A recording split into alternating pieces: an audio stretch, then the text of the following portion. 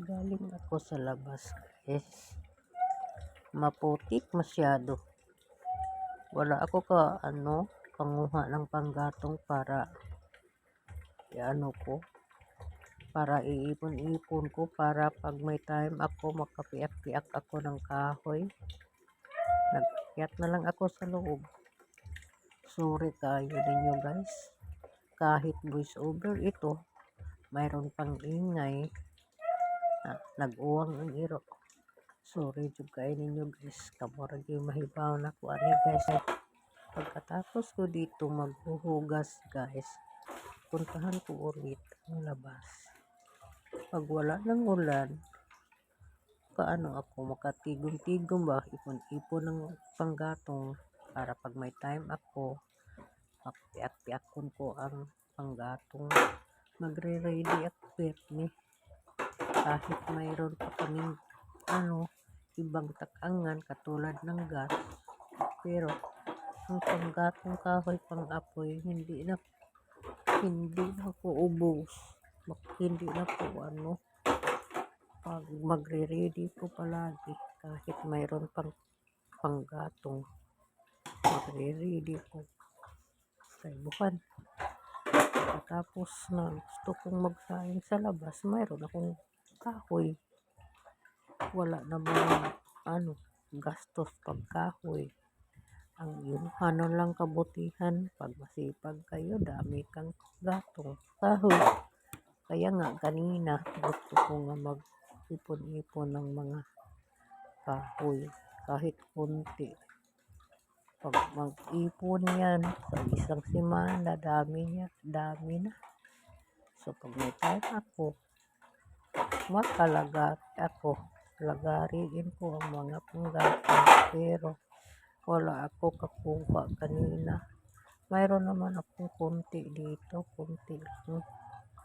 Ako patong dagdagan.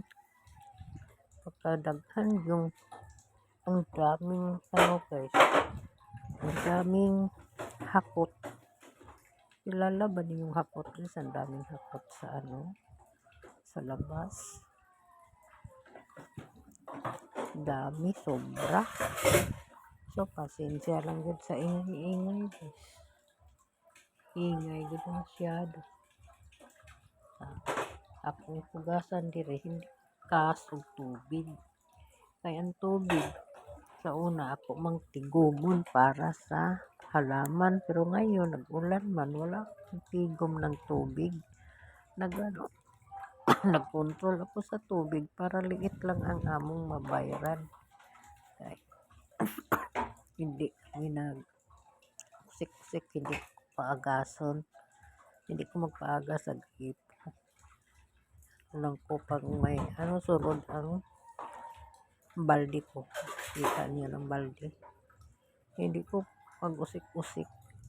Magtipid tayo. Ang mahal naman karon. Walang mura. Kaya nga, kuryente. Pag hindi kailangan mag-ilaw, hindi na ko ipailaw. Kasi, ang mahal. Ang tubig. Kaya nga, mura lang mabayaran na mo sa tubig. Ako, tipid ko sa kuryente kaya maawa ako sana ko. Siya ang magbayad. Maikog ko ba, guys? Na nga ako, pag maghugas ko dito, ang mga hinugas ko, ilimpyo ko sa kilid ng lababo dito sa sandayong ba? Sa lababo, hugasan, sa back, sa likod. Kaya para nga hindi na ko magamit ng tubig na galing sa gripo. Mga hinugas ko, ito, ilinis ko dito. Diya. Excuse me, guys.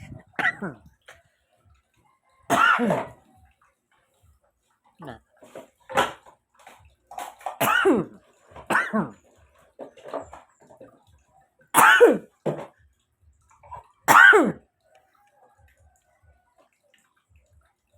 Tubo na sa dako